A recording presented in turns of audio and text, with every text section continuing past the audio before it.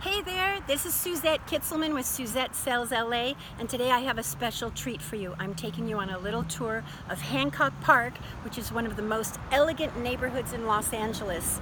This area was built by Mr. Hancock 1928, 1929, 1930, and he built some of the most beautiful homes in the whole city. This was built before Beverly Hills was Beverly Hills, okay? You can see some of these homes are in the most elegant styles, the Empire style, the English Tudors, the colonials across the street there.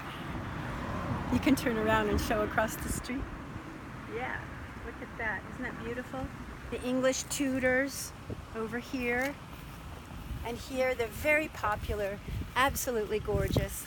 And it's one of my favorite areas to sell real estate. About 10 years ago, some of these homes would go for 4 or 5 million. Now they're going for 8 to 10, sometimes $11 million. Huge estates, swimming pools, tennis courts, guest houses.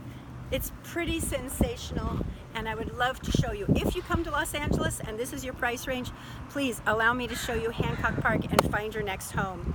Anyway, this is Suzette Sells LA signing off. Thanks for watching. Bye.